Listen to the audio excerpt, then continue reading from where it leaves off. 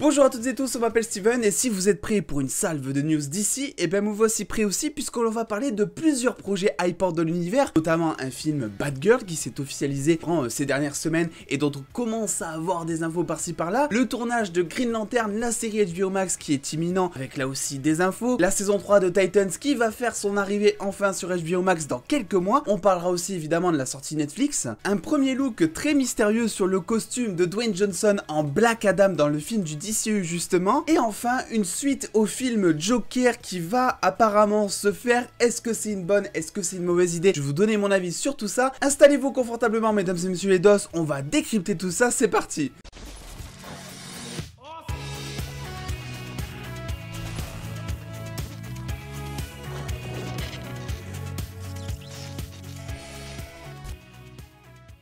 Et sans plus attendre, on commence avec un des projets que l'on n'avait pourtant pas vu arriver ces derniers mois et qui va pourtant bel et bien arriver, un film autour de Batgirl va faire son apparition dans le DCU. Alors c'est un petit peu particulier parce que le film va uniquement arriver sur HBO Max d'après ce que l'on sait, contrairement à une arrivée salle ou autre, rien à voir avec la pandémie, rien à voir avec tout ça, c'est juste que Warner a pris la décision, sûrement pour populariser encore plus leur plateforme, de faire venir le film uniquement sur HBO Max. Est-ce que du coup ça viendra en France? C'est un peu trop loin pour en parler, en plus que d'ici là on aura peut-être HBO Max en France également, mais effectivement maintenant on le sait, c'est officiel, la fille du commissaire Gordon alias Barbara Gordon va bel et bien avoir droit à son propre film autour du DCU du nom de Batgirl, de ce que l'on sait pour l'instant. Avec ça on a quelques petites news qui font plus ou moins plaisir, ça reste ouvert au débat mine de rien. On sait que le film va être réalisé par le duo de réalisateurs Adil El Arbi et Bilal Fallah, qui sont entre autres les deux réalisateurs de Bad Boys for Life et d'un épisode de Miss Marvel, et je tiens à le préciser parce que beaucoup ont popularisé le truc en disant oui c'est le réalisateur de Miss Marvel, c'est trop cool. Les gars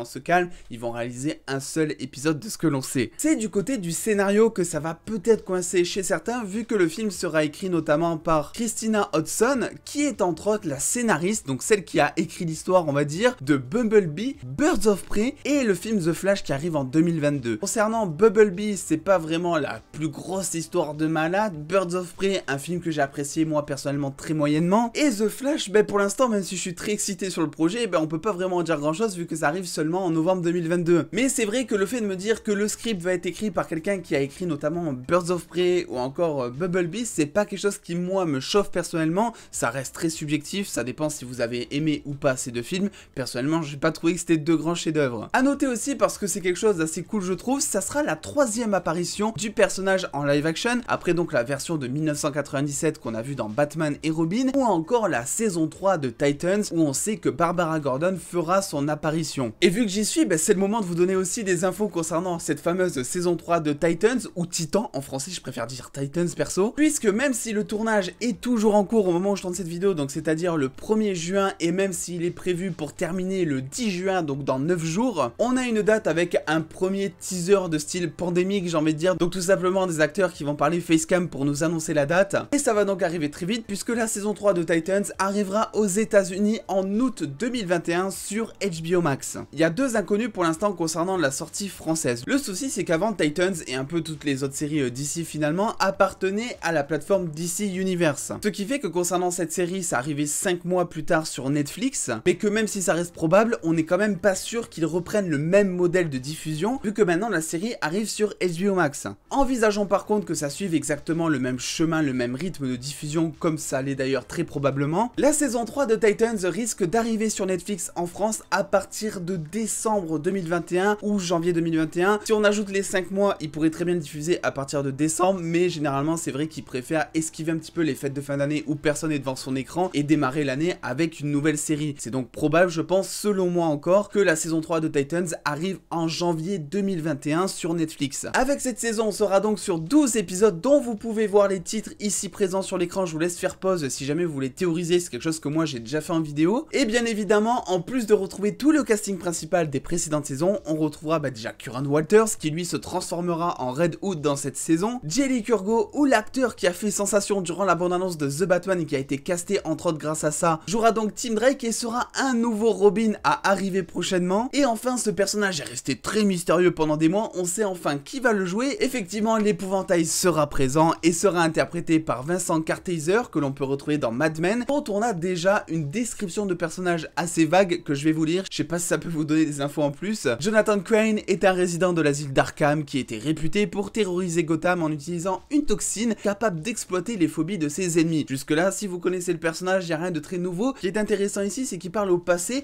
et que selon les rumeurs, effectivement, Jonathan Crane serait bien plus ici un consultant de la police, qui aiderait la police carrément, sûrement à des fins personnelles que l'on découvrirait après, mais quand même, il ne sera pas présenté immédiatement en tout cas en tant que épouvantail grand méchant assez fou qui va t'injecter un petit peu des trucs qui font flipper. Une news en bref parce que ça reste historique mine de rien, on a eu un premier aperçu du costume de Black Adam mais toujours dans le mystère. Alors on a deux photos précisément, la première étant Dwayne Johnson qui est assis à une table où on peut voir le haut de son costume mais vraiment très vite fait avec le début du logo de Black Adam qu'il est censé avoir sur le torse, et la deuxième photo était du coup celle-ci, c'est-à-dire une photo où on voit pas grand chose du tout, où il est en tunique, quelque chose qui se passe sûrement durant l'époque vu que le film sera un petit peu centré sur le passé et sur le présent. Ça peut tout aussi être Black Adam avec sa cape qui se recouvre et sa capuche, hein, on sait pas vraiment s'il s'agit d'autre chose qu'il a mis par dessus ou si c'est son costume qu'il a mis comme ça. En tout cas je sais pas ce que vous en pensez mais je trouve que ce film est beaucoup trop sous-hypé, je trouve que c'est hyper ambitieux et d'ailleurs on a des informations en plus puisqu'on a Dany Garcia qui est la productrice du film et ancienne productrice exécutive de Shazam qui a déclaré que le but de Black Adam était de l'incorporer à long terme dans le DCEU. Ce sera donc sûrement pas la seule apparition de The Rock Dwayne Johnson en tant que super méchant DC, à voir comment il va être tourné durant le premier film, est-ce qu'il va être vraiment présenté comme un méchant ou est-ce que ce sera plus un anti-héros, la manière chez Marvel on va dire de Venom, de Morbius, des choses comme ça. Ce qui est sûr c'est que dans les comics Black Adam c'est un méchant, il affronte Shazam, il affronte Superman, il affronte la Justice League, il affronte vraiment quasiment tout le monde et que effectivement le long terme du DCEU peut vouloir en dire gros sur la fameuse Justice League dont on n'a toujours pas d'informations à l'heure actuelle. Je vous laisse faire vos suppositions en commentaire comme d'habitude. A noter que le film sortira le 29 juillet 2022 aux US et que j'ai beaucoup trop hâte, on en fera évidemment plein de vidéos parce que même si ce projet j'ai l'impression ne hype pas tant de monde que ça, moi mine de rien ça m'intéresse. Et la dernière news concerne une série assez mystérieuse que l'on a hâte de découvrir sur grand écran, sur petit en tout cas, vu qu'elle sortira sur HBO Max. Il s'agit de Green Lantern qui se fait encore tout discret mais dont on commence à avoir des infos de réalisation, de personnages, de contexte, bref un petit peu tout ce qu'il faut pour nous faire kiffer. Alors évidemment en tant que personnage on sait qu'il va y avoir plusieurs Green Lantern, notamment Guy Gardner, Alan Scott, Bridger Tag. La petite nouveauté ici c'est que Lee Toland va réaliser plusieurs épisodes de la série dont le premier, ce qui est vachement important pour une série mine de rien, et c'est assez rassurant me concernant vu que l'on sait qu'il a réalisé les deux premiers épisodes de Superman and Lois. Voilà, si vous ne l'avez pas vu je vais pas spoiler, mais les deux premiers épisodes de Superman and Lois n'ont rien à voir avec la Reverse, c'est vraiment génialissime en termes de mise en scène, en termes de réalisation, donc là-dessus j'ai entièrement confiance. On sait aussi qu'il a réalisé des épisodes de You, de Riverdale, de Shadow and Bone sur Netflix dernièrement sorti, ou encore de Sabrina. C'est vrai qu'il y a du pour, il y a du contre dans tout ce qu'il a fait, et je pense que sur le genre un petit peu super héroïque, il s'en sort vraiment pas mal. La série a donc été commandée pour 10 épisodes, et selon le Patreon de Daniel Richman, le tournage devrait commencer en septembre 2021, qui veut dire que dans tous les cas, vous l'aurez compris, ça sortira pas avant fin 2022 sur HBO Max. Et concernant le contexte, on va voyager d'époque en époque, de planète en planète, ça risque d'être fort intéressant, et ce sera peut-être un moyen de populariser le corps des Green Lantern. Après donc l'adaptation live action de Ryan Reynolds qui a eu lieu et qui s'est faite mais alors démontée par le grand public, personnellement je pense que c'est pas vraiment un chef d'œuvre, mais ça reste divertissant, voilà, c'est pas non plus la mort. Là où par contre ça risque de l'être, vous l'avez bien entendu mesdames et messieurs les dos, après des mois, des semaines de rumeurs, effectivement selon le Hollywood Reporter, il y aurait bel et bien un film Joker 2 en préparation